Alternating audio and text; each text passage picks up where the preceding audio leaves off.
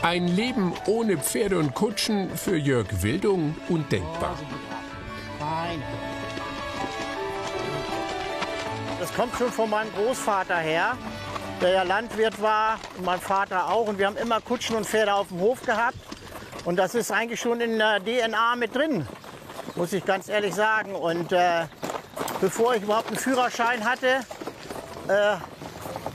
bin ich schon immer mit der Kutsche gefahren, auch als Jugendlicher durch die Lüneburger Heide, und habe die Leute, die nicht mehr richtig laufen konnten, habe ich immer schon mit dem Wagen eingefangen. Da bin ich 13, 14 Jahre alt gewesen.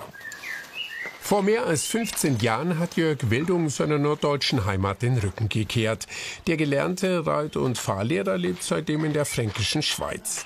Hier betreibt er eine der größten Kutschensammlungen Deutschlands. Dutzende von historischen Gespannen lagern in einer großen Halle unweit von Pottenstein.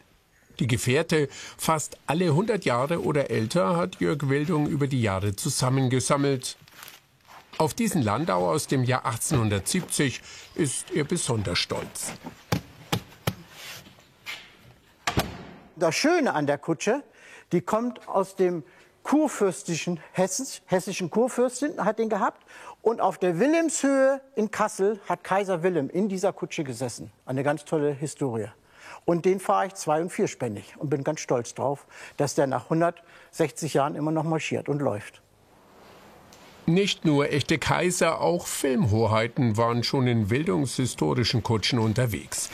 Immer wieder verleiht er Kutschen nämlich auch für Kinoproduktionen.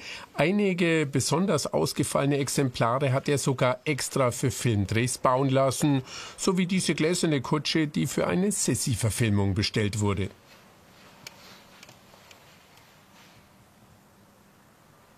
Die Sissi saß ganz allein in dieser Kutsche. Und Kaiser Franz hat sie verabschiedet und so ist sie zur Trauung gefahren.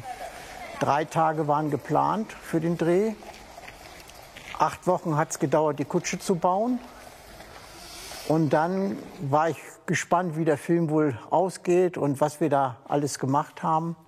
Und da war leider nur 10 Sekunden zu sehen. Das war ein bisschen traurig. In mehr als 1 Dutzend Filmen waren seine Kutschen bereits zu sehen. Neben Deutschen kommen auch immer wieder internationale Filmteams auf Jörg Wildung zu. Sogar in einer Steven Spielberg-Produktion haben die historischen Fahrzeuge aus Oberfranken einen Auftritt.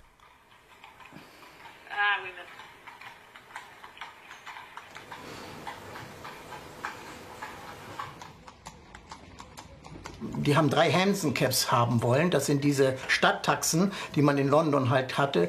Und wo kriegst du hier in Deutschland 3 Hansen-Caps her? Und dann habe ich einen Telefonhörer in die Hand genommen. Wir selber hatten eins. Und habe noch den einen und den anderen Freund angerufen, der eine große Kutschensammlung hat.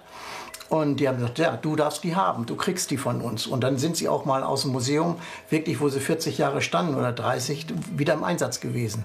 Und es ist eine unheimliche Szene gewesen.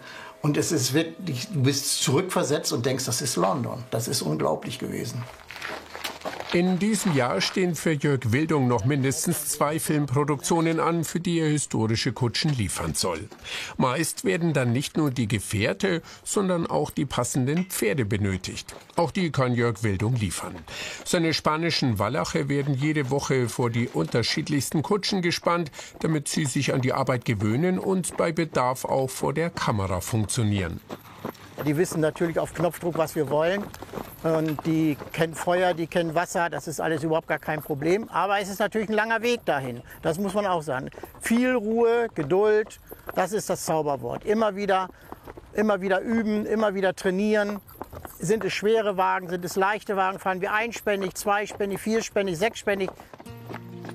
Die Einnahmen aus dem Verleih fließen in den Unterhalt der Pferde und in die Sanierung alter Kutschen. Jörg Wildung hat sich einen Lebenstraum erfüllt, ist mittlerweile ein weltweit gefragter Experte, wenn es um die Ausstattung großer Kinofilme mit historischen Kutschen geht. Das wird ganz groß angefragt und vielleicht bin ich einer der ganz, ganz wenigen, der ausstirbt, der da auch ganz, ganz viel Wissen hat und Sammelgeschirre und antike, schöne Kutschen und das Ganze harmoniert. Und ich versetze mich in eine Zeit zurück, 100, 120 Jahre. Und das ist mein Leben.